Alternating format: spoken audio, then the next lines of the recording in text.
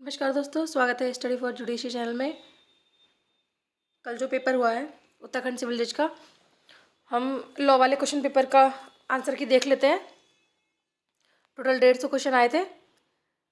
देख लीजिएगा आपके कितने क्वेश्चन सही हैं। तो 51 क्वेश्चन आया था। दंड प्रक्रिया संहिता की निम्नलिखित में से कौन सी धारा बताती है कि सेशन कोर्ट में अपील की सुनवाई कैसे होती है? ये बताया गया है 381 सेक्शन में। नेक्स्ट क्वेश्चन था, सीपीसी की धारा 107 के अंतर्गत शांति व्यवस्था बनाए रखने के लिए अधिकतम कितनी अवधि के लिए प्रतिभूति देने का आदेश किया जा सकता है?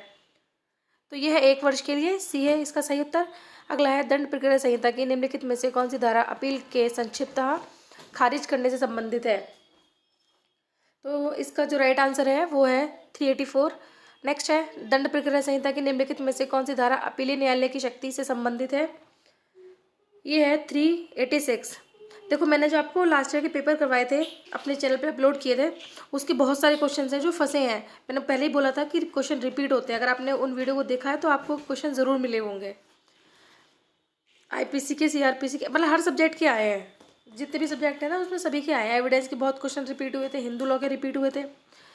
अगला क्वेश्चन आया था कि दंड प्रक्रिया संहिता की निम्नलिखित में से कौन से न्यायालय आपराधिक न्यायालय बताए गए हैं? इसमें से कौन है आपराधिक न्यायालय जो बताए गए हैं? तो सही उत्तर इसका डी होगा। ये सभी जो है आपराधिक न्यायालय होते हैं। अगला प्रश्न है कि किससे संबंधित प्रावधान दंड प्रक्रिया संहिता 1973 में नहीं है? तो ये पुनर्विलोकन, इसको बोलते हैं रिव्यू, ये जो है सीआरपीसी में नहीं है। नेक्स्ट है, दंड प्रक्रिया संहिता की धारा 407 किससे संबंधित है? तो इसका सही उत्तर है सी, मामलों और अपीलों को अंतरित करने की उच्च न्यायालय की शक्ति से संबंधित है ये। नेक्स्ट क्वेश्चन है कि दंड प्रक्रिया संहिता में कतिपय सरकारी वैज्ञानिक विशेषज्ञों की रिपोर्ट उपबंधित है। ये किस सेक्शन में दिया हुआ है? तो यह है 293 सेक्शन में। नेक्स्ट है, दंड प्रक्रिया संहिता के अंतर्गत एक व्यक्ति पर एक ही प्रकार के एक से अधिक अपराधों का अभियोग जो कि 12 माह से की अवधि में किया गया है, चाहे वह एक ही व्यक्ति के बारे में हो या नहीं, इसमें से कितने अपराधों के लिए एक ही विचारण में आरोप लगाया जा सकता है या विचारण किया जा सकता है? तो सही उत्तर है इसका ऑप्शन डी, 3। अगला प्रश्न है कि ए ने बी के 2 दांत तोड़ दिए। यहाँ पर ए ने कौन सा अपराध किया है? तो यहाँ पर उसने घोरोपति की है, दांत तोड़ दिए उसके। अगला है, दंड प्रक्रिया संहिता की धारा 144 के अनुसार मजिस्ट्रेट द्वारा दिए गए आदेश को कितनी अधिकतम अवधि के लिए राज्य सरकार आगे बढ़ा सकती है? तो 6 माह से अधिक के लिए नहीं बढ़ा सकती। डी है सही उत्तर। नेक्स्ट है, दंड प्रक्रिया संहिता की निम्नलिखित में से कौन सी धारा अन्वेषण या विचारण के लंबित रहने पर विकृचित व्यक्ति के जमानत पर छोड़े जाने का प्रावधान करती है? तो यह है 329। सी आएगा इसका सही उत्तर। आप मुझे कमेंट बॉक्स में बताना कि आपके कितने क्वेश्चन इसमें सही हुए हैं। अगला है कि कब संपत्ति की प्राइवेट प्रतिरक्षा के अधिकार का विस्तार मृत्यु कारित नहीं करने का होता है? तो इसका आंसर ऑप्शन बी होगा, रिष्टि या फिर गृह अतिचार। नेक्स्ट है, भारतीय दंड संहिता 1860 के अंतर्गत कब शरीर के प्रति प्रतिरक्षा का अधिकार मृत्यु कारित करने तक विस्तारित हो जाता है? तो इसमें ये मृत्यु होने का भय भी, व्यपहरण भी और अम्ल होने का हमला भी। तो ये डी उत्तर होगा इसका कि ये सभी इसमें सही है। अगला है, ए भारत सरकार के विरुद्ध विप्लव में सम्मिलित है। तो ए ने यहाँ पे कौन सा अपराध किया है? तो भारत सरकार के विरुद्ध युद्ध का उसने अपराध किया है। अगला है कि भारतीय दंड संहिता की निम्नलिखित धाराओं में से कौन सी धारा अपराध करने में सक्षम के सिद्धांत पर आधारित है? तो यह है 82, सेक्शन 82 आएगा इसमें, डोली इनकैपेक्स वाला। अगला है, बलात्संग की पीड़ित की पहचान का प्रकटीकरण भारतीय दंड संहिता की किस धारा में दंडनीय है? तो 228A, 228A में है। अगला है, इसमें से कौन सा सही सुमेलित नहीं है? उद्यापन, जिसको बोलते हैं हम एक्सटॉर्शन, ये 383 में है। डकैती 391 में है। लूट ये 389 में नहीं है, ये 390 में है। तो ये इसका सही उत्तर है सी। अगला प्रश्न है, दंड प्रक्रिया संहिता की किस धारा के अंतर्गत कैदी को न्यायालय के आदेश पर फांसी देने वाला एक जल्लाद आपराधिक दायित्व से मुक्त होता है? तो ये है 78। ये तो उत्तराखंड के एपीयू के एग्जाम में भी पूछा गया था क्वेश्चन। अगला है, ए एक कुत्ते को जेड की सहमति के बिना जेड को परेशान करने के आशय से जेड के ऊपर कूदने के लिए उकसाता है। यहाँ पर ए ने कौन सा अपराध किया है? यहाँ पर उसने आपराधिक बल का प्रयोग किया है। अगला है, ए सी की हत्या करने के लिए बी को उकसाता है, जो कि ऐसा करने से वो मना कर देता है। तो ए यहाँ पर किस चीज़ के लिए दोषी है? तो हत्या के दुष्प्रेरण के लिए। अगला है, भारतीय दंड संहिता में आपराधिक षड्यंत्र की परिभाषा कहाँ पर है? तो ये 5A चैप्टर है, उसमें है। 5A चैप्टर बाद में जोड़ा गया था। अगला प्रश्न आया था, ए अपनी पत्नी बी की मृत्यु में अभिवृद्धि करने के आशय से बी को एक कमरे में बंद कर देता है और उसे कई दिनों तक खाना भी नहीं देता। बी किसी तरह से वहाँ से भाग जाती है। ए ने यहाँ पे कौन सा अपराध किया है? तो यहाँ पर उसने अपराध किया है हत्या के प्रयास का। अगला है भारतीय दंड संहिता में चोरी का अपराध दंडनीय है। तो ये चोरी की जो पनिशमेंट है वो 379 में बताई गई है। नेक्स्ट भारतीय दंड संहिता के अंतर्गत पीछा करने के को अपराध ये कब जोड़ा गया था? ये पीछा करने का अपराध कब जोड़ा गया था? तो ये जोड़ा गया था आपराधिक विधि संशोधन अधिनियम 2013 में। नेक्स्ट है निम्नलिखित में से कौन घोर उपपत्ति की श्रेणी में नहीं आता? तो किसी की हड्डी तोड़ना आता है, नपुंसकता आता है अस्थायी रूप से। ये अस्थायी रूप से ये सही होगा क्योंकि ये स्थायी रूप से अगर किसी की आंखों को दृष्टि विच्छेद कर दिया है तो वो इसमें आएगा। और 20 दिन तक कम से कम गंभीर शारीरिक चोट होनी चाहिए, तो सी इसका सही उत्तर होगा। नेक्स्ट है भारतीय दंड संहिता की किस धारा में आत्महत्या का दुष्प्रेरण परिभाषित है? तो यह है 306 में। नेक्स्ट है भारतीय दंड संहिता की धारा 304 बी के अंतर्गत दहेज मृत्यु के लिए दंड कितना है? तो जिसकी अवधि 7 वर्ष से कम नहीं होगी किंतु जो आजीवन कारावास तक की हो सकेगी।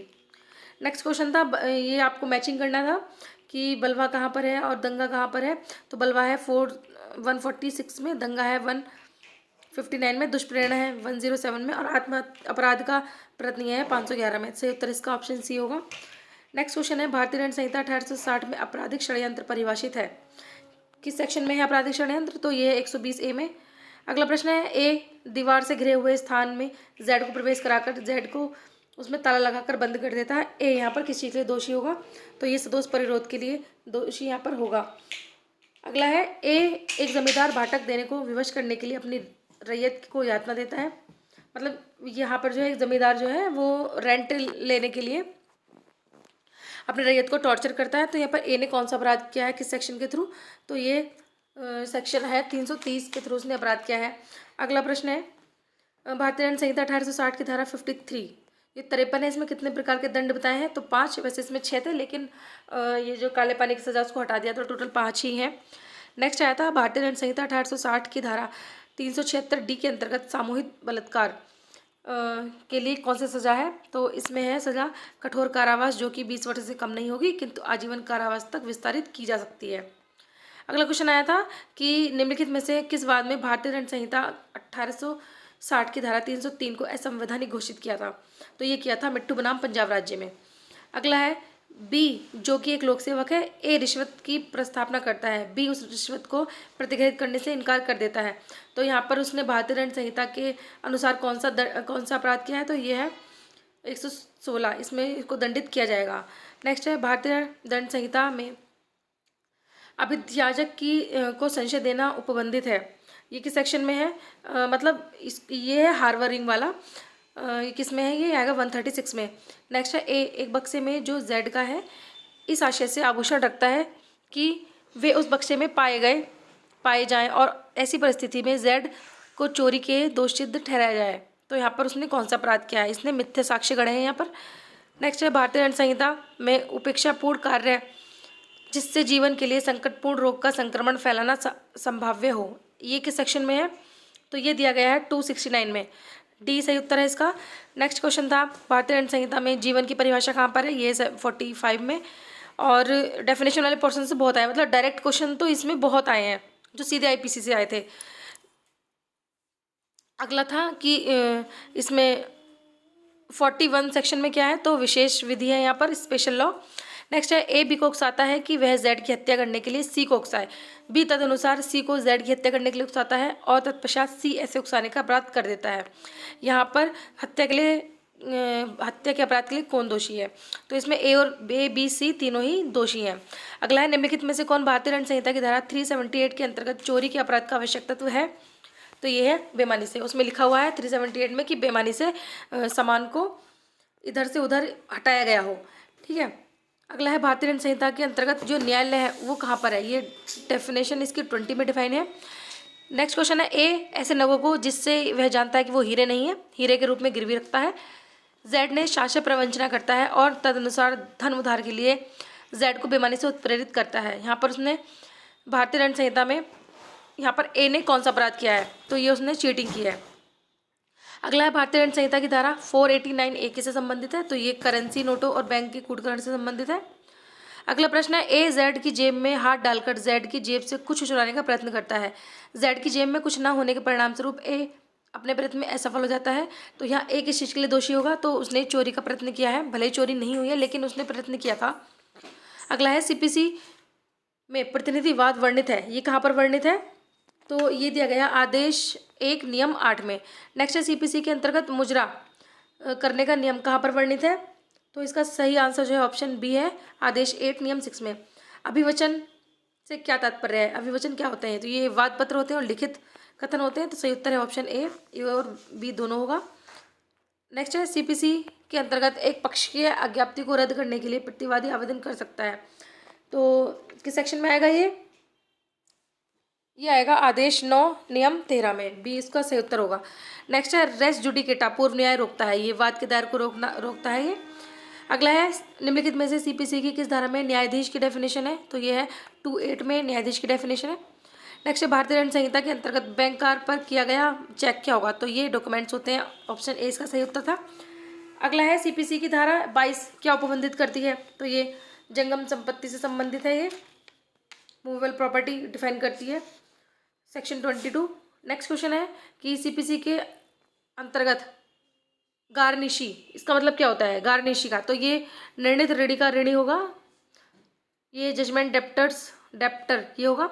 अगला है सीपीसी में रिसीवर की नियुक्ति कहाँ बताई गई है, तो ये आदेश 14 में बताई गई है। नेक्स्ट है प्रतिवादियों को प्रतिस्थापित समन तामील का उपबंध कहाँ पर है, तो यह है आदेश 5 नियम 20 सीपीसी में। अगला प्रश्न है निम्नलिखित में से कौन सा साम्य के सिद्धांत पर आधारित है, तो ये विबंधन इंडियन एविडेंस का 115वां सेक्शन। नेक्स्ट है पूर्व न्याय का सिद्धांत, ये मैंडेटरी होता है, आदेशात्मक आज्ञात्मक, ऑप्शन ए इसका सही उत्तर होगा। अगला है डिक्री का निष्पादन किसके द्वारा किया जाता है, ये क्वेश्चन रिपीटेड है, मैंने अपनी वीडियो में भी इसको कई बार बताया था, और सही उत्तर इसका ऑप्शन सी होगा कि ये जो डिक्री का निष्पादन होगा वो डिक्री पारित करने वाले न्यायालय में होगा या फिर उस न्यायालय में होगा जहाँ पर उसको अंतरित किया गया है। अगला है कि एक डिक्री क्या हो सकती है, तो ये आरंभिक भी हो सकती है, अंतिम भी हो सकती है, और अंशतः प्रारंभिक और अंशतः अंतिम भी हो सकती है, सही उत्तर डी होगा इसका, ये सभी।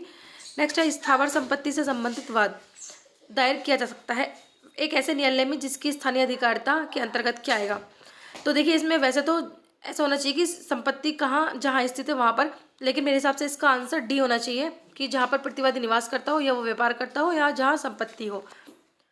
अगला प्रश्न देखते हैं सीपीसी में दुकान का वही खाता पेश करना, ये किस सेक्शन में है, तो ये दिया गया है आदेश 8 नियम 17 में। अगला प्रश्न है सीपीसी का आदेश 8 नियम 1 ये किससे संबंधित है, तो ये लिखित कथन से संबंधित है। अगला है सीपीसी के अंतर्गत निम्नलिखित में से क्या अपीलीय न्यायालय का कर्तव्य है, तो साक्ष्यों का मूल्यांकन भी है, वाद को पूर्णतः निर्णित करने का कर्तव्य भी है, और साक्ष्यों की पुनः समीक्षा करना भी है, तो ये सभी इसका सही उत्तर होगा डी। नेक्स्ट है सीपीसी के अंतर्गत न्यायालय कमीशन जारी कर सकता है, तो किसी व्यक्ति के परीक्षण हेतु भी, स्थानीय अन्वेषण के लिए भी और बंटवारे के लिए भी, सही उत्तर डी होगा इसका। अगला प्रश्न है यहाँ से टीपी के क्वेश्चन देखिए, ये क्वेश्चन मैंने आपको बताया था, ये तो ऐसे क्वेश्चन तो बहुत बनते हैं कि कौन सा कानून कब प्रवर्तन में आया था, उसकी इन्फॉर्मेंस डेट क्या थी, ये सब क्वेश्चंस बनते हैं। तो देखो टीपी का आ गया क्वेश्चन, ये 1 जुलाई 1882 को ये प्रवर्तन में आया था, इन्फोर्स हुआ था। अगला क्वेश्चन आया था कि किसी संपत्ति के अंतरण में उद्भव आय के संचय का आदेश वैध क्या होगा, यहाँ पर बात हो रही है एक्यूमुलेशन जो थ्योरी है उसके बारे में, तो इसका सही उत्तर जो होगा वो ऑप्शन बी होगा कि अंतरक के जीवन तक, और जब तक कि वो 18 वर्ष तक का नहीं हो जाता तब तक। अगला प्रश्न है यदि प्रतिग्रहण करने से पहले अदाता की मृत्यु हो जाती है तो ऐसा दान ये वॉइड होता है।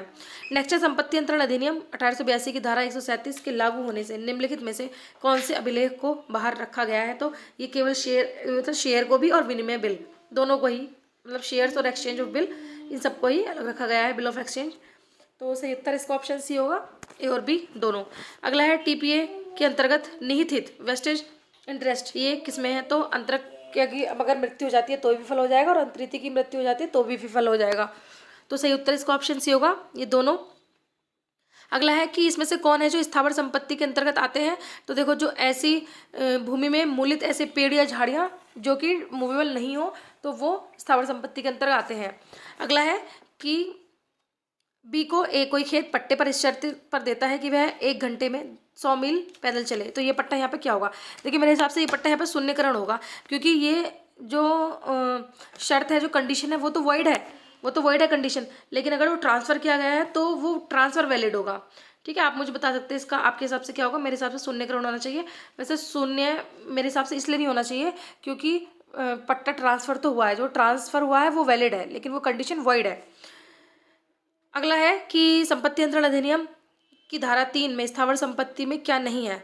तो खड़ा कास्ट जो है वो स्थावर संपत्ति में नहीं आते। 3 चीज़ आती है, खड़ा कास्ट, उगती फसलें और घास।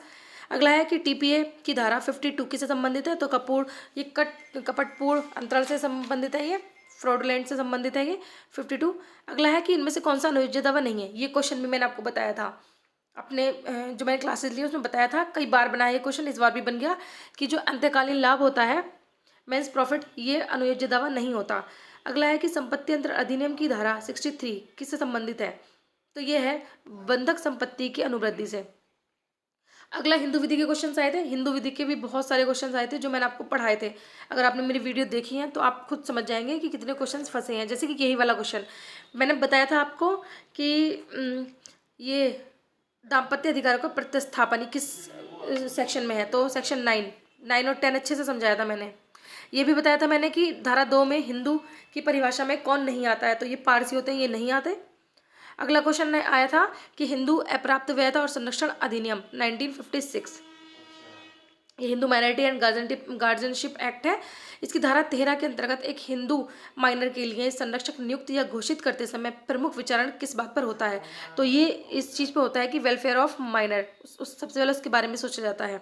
अगला है दाई भाग के लेखक कौन है। तो ये थे विज्ञानेश्वर, और मिताक्षरा के जो है वो है याज्ञवल्क्य स्मृति पर आधारित है ये।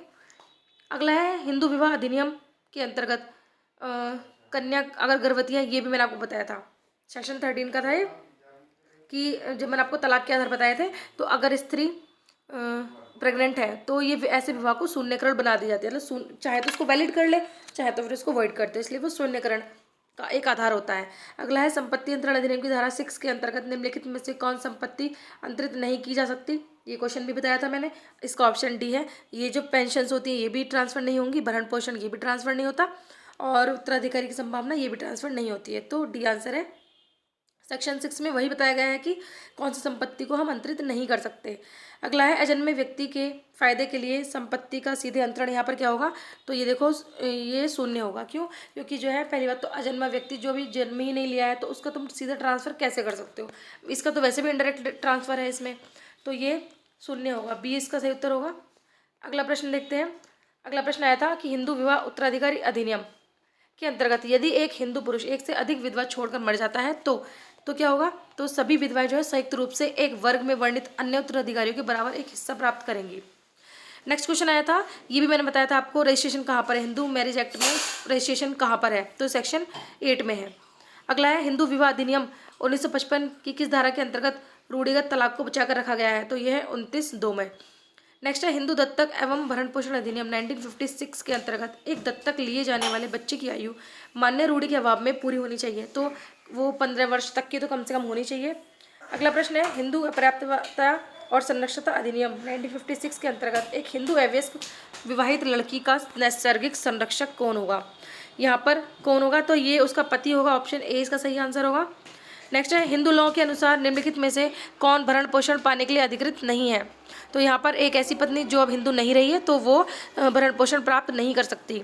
अगला प्रश्न है हिंदू उत्तराधिकारी अधिनियम 1956 के संदर्भ में निम्नलिखित में से किस वाद में उच्चतम न्यायालय ने अभी निर्धारित किया कि पुत्रियां जीवन पर्याप्त है, ना कि 2005 के बाद से। तो ये क्या गया था, विनीता शर्मा बनाम राकेश शर्मा के केस में। नेक्स्ट है धर्मस्थता की स्थिति में अगर हिंदू विधि में अगर बच्चे हो जाते हैं तो वो क्या होंगे, वो बच्चे मान्य होंगे। अगर वो वैध विवाह के बच्चे हैं तो भी मान्य होंगे, शून्यकरण विवाह से बच्चे हैं तो भी मान्य होंगे, और शून्य विवाह से बच्चे तो भी। तो सही उत्तर इसका ऑप्शन डी होगा कि ये सभी हिंदू विवाह के अनुसार मान्य होंगे। अगला प्रश्न आया था हिंदू विवाह अधिनियम 1955 के अंतर्गत एक माइनर का विवाह क्या होगा। एक माइनर का विवाह, ये जो है विवाह तो यहाँ पर वैलिड होगा, लेकिन उसकी एज क्योंकि वो माइनर है तो जब तक कि वो मेजोरिटी में नहीं आता तब तक तो वो शून्यकरण होगा, उसके बाद में फिर वो वैध हो जाएगा। अगला है कि हिंदू विवाह अधिनियम 1955 की धारा 13(2) के अंतर्गत निम्नलिखित में से कौन सा आधार केवल पत्नी को तलाक के लिए उपलब्ध है। तो इसमें यह है कि अगर पति द्वारा अप्राकृतिक मैथुन का अपराध होता है। तो ऑप्शन डी है इसका सही उत्तर। अगला प्रश्न है, दत्तक मीमांसा और दत्तक चंद्रिका का संबंध किससे है? तो ये दत्तक से संबंधित है। नेक्स्ट है, हिंदू विधि के अंतर्गत रसल बनाम रसल का वाद किससे संबंधित है? तो ये क्रुएल्टी से संबंधित वाद था। नेक्स्ट क्वेश्चन आया था, हिंदू विवाह अधिनियम 1955 की निम्नलिखित में से कौन सी धारा उपबंधित करती है कि जो कार्यवाही है वो बंद कमरे में होनी चाहिए? ये तो सेक्शन 22 से संबंधित क्वेश्चन था।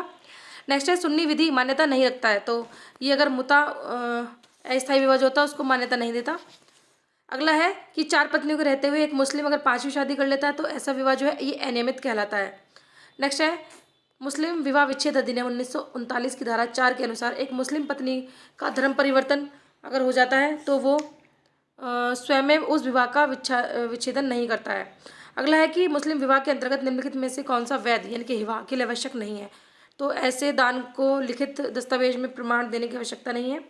नेक्स्ट है, एक मुस्लिम महिला किसी गैर मुसलमान के साथ में विधि मान्य विवाह कर सकती है, तो ये किसके अधीन? ये विशेष विवाह अधिनियम 1954 के अधीन। नेक्स्ट है, हिंदू माइनॉरिटीज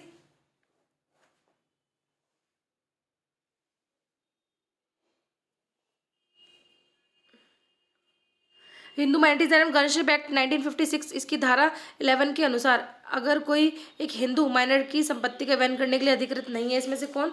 तो ये जो है ऑप्शन ए होगा इसमें, डियोफैक्टो गार्जियन यानी कि वस्तुतः संरक्षक, ये नहीं होगा। अगला है, हिंदू दत्तक एवं भरण पोषण अधिनियम 1956 की धारा 21 के अंतर्गत ये आश्रित शब्द कहाँ पर परिभाषित है?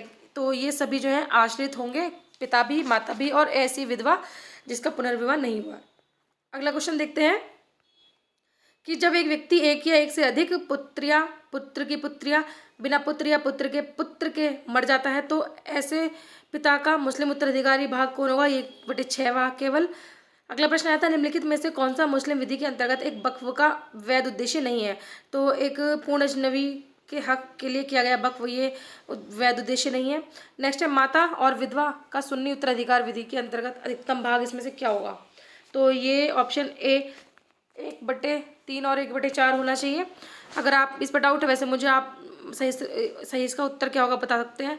अगला है, मुस्लिम विधि के अंतर्गत एक अवैश्य की संपत्ति का नैसर्गिक संरक्षक कौन होता है? तो ये उसका पिता ही होता है। नेक्स्ट है, इद्दत की अवधि में मुस्लिम विवाह अगर मुस्लिम महिला कोई विवाह करती है तो ये विवाह अनियमित कहलाता है। नेक्स्ट है, मुस्लिम विधि में जब पति और पत्नी परस्पर सहमति से तलाक लेते हैं तो ऐसे तलाक को मुबारत कहा जाता है। नेक्स्ट है कि भारतीय साक्ष्य अधिनियम के अंतर्गत ये जो पावर ऑफ अटॉर्नी है ये इसकी अवधारणा किस सेक्शन में है? तो ये है 85 में। अगला प्रश्न मैंने पहले भी बताया था ये कि किस सेक्शन और कितने चैप्टर हैं इंडियन एविडेंस एक्ट में? तो ये है 167 धाराएं और 11 चैप्टर हैं। नेक्स्ट है, निम्नलिखित में से कौन भारतीय साक्ष्य अधिनियम की धारा 3 में परिभाषित नहीं है? तो ये कन्फेशन स्वीकृति ये इसमें कहीं डिफाइन नहीं है। नेक्स्ट है, इंडियन एविडेंस एक्ट के अंतर्गत एक ही संव्यवहार के भाग होने वाले तथ्य को क्या कहा जाता है? तो इसको रेस जेस्टे का नियम भी कहा जाता है। नेक्स्ट है, भारतीय साक्ष्य अधिनियम 1882 की निम्नलिखित में से कौन सी धारा स्मृति ताजा करने से संबंधित है? तो ये है 159। ये क्वेश्चन रिपीटेड है, एपीओ के पेपर में भी आया था, ये उत्तराखंड के एपीओ के पेपर में। नेक्स्ट है, मुस्लिम विधि के अंतर्गत निम्नलिखित में से कौन विवाह विच्छेद यानी कि तलाक का एक प्रकार नहीं है? तो इसका जो सही आंसर है, इसको मैंने भी स्किप कराया है। मुझे लगता है जो इदा होता है ये इसका एक तलाक नहीं होता है, पर कहीं देखा है शायद इदा भी है। आप इसको देख सकते हैं क्या होगा इसका आंसर। नेक्स्ट है, मुस्लिम विधि में किस स्कूल में मुता विवाह मान्य है? तो ये है हनफी स्कूल, इसमें जो है मुता विवाह मान्य बताया है। अगला प्रश्न आया था 170वां कि ए पर आरोप है कि उसने रेल यात्रा बिना टिकट किया है, यह साबित करने का भार किस पर है कि उसके पास टिकट था? तो ये स्वयं ए के ऊपर इस चीज़ का भार है। अगला प्रश्न आया था, भारतीय साक्ष्य अधिनियम के अंतर्गत निम्नलिखित में से किसे साक्ष्य नहीं माना गया? तो ये जो अनुश्रुत साक्ष्य होते हैं, ये हेरेसी एविडेंस जो होते हैं, इनको एविडेंस नहीं माना जाता। नेक्स्ट है, पलविंदर कौर बनाम पंजाब राज्य, ये किससे संबंधित वाद है? तो ये है कन्फेशन से संबंधित वाद। इसमें अपने पति को जो है उसने मार दिया था।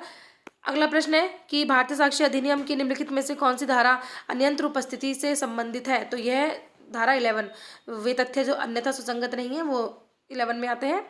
अगला प्रश्न है कि इसमें से कौन सा सही सुमेलित नहीं है? तो ये है ये जो है प्रोफेशनल कम्युनिकेशन, ये 126 में नहीं 124 में नहीं 126 में है ये। अगला है भारतीय साक्ष्य अधिनियम किस पर लागू होता है, तो ये जुडिशियल प्रोसीडिंग जो होती है उन पर लागू होता है, न्यायिक कार्यवाहियों पर।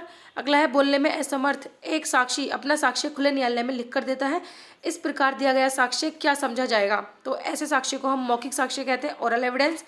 अगला है कि किस बात में भारतीय साक्ष्य अधिनियम की धारा 27 को न्यायालय में संवैधानिक रूप से वैध अभिनिर्धारित किया गया, तो ये किया गया था देवमन उपाध्याय बनाम उत्तर प्रदेश राज्यवाद में। अगला प्रश्न आया था कि भारतीय साक्ष्य अधिनियम के अंतर्गत बलात्संग के लिए कतिपय अभियोजन में सम्मति न होने की अवधारणा, तो यह है 114A में। अगला है ये जो सूचक प्रश्न होते हैं वो सामान्यतः कब पूछे जाएंगे, तो ये पूछे जाएंगे प्रति परीक्षा में, क्रॉस एग्जामिनेशन में। नेक्स्ट है कि एविडेंस एक्ट की कौन सी धारा विवाहित स्थिति के दौरान, तो विवाहित स्थिति के दौरान की गई संसूचनाएं ये किससे संरक्षित करती हैं, तो ये है धारा 122 में। अगला प्रश्न देखते हैं कि एक सेशन न्यायालय के समक्ष इसलिए अभियुक्त है कि उसने सेशन न्यायाधीश बी के समक्ष विचारण होते समय एक पुलिस ऑफिसर की हत्या करने का प्रयत्न किया। इसमें बी का परीक्षण हो सकता है क्या, तो देखो यहाँ पर जो है बी की है परीक्षा की जाएगी कि क्या घटित हुआ था।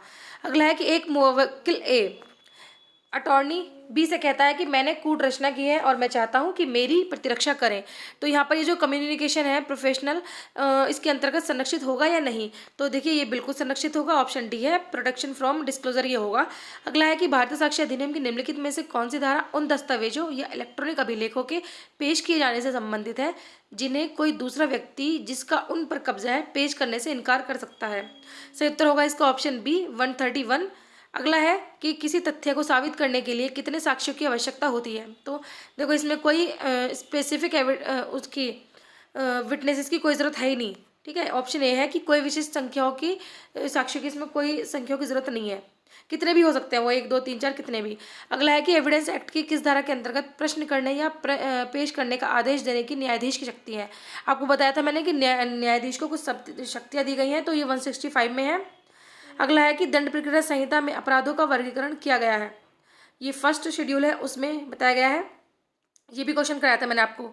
अगला है कि दंड प्रक्रिया संहिता की धारा 167 के अधीन मजिस्ट्रेट अन्वेषण अवधि के कुल 90 दिन के लिए निरोध में रखने के लिए अधिकृत करते हैं। यदि कोई भी अपराध किया गया है इसमें से, तो मृत्युदंड से संबंधित भी, आजीवन कारावास से संबंधित भी और 10 वर्ष से अधिक की कारावास से संबंधित अगर कोई अपराध किया गया है तो उसके लिए ये सभी होंगे, ठीक है। अगला है भारतीय साक्ष्य अधिनियम की धारा 118 किससे संबंधित है, तो 118 है कि कौन साक्ष्य दे सकेगा।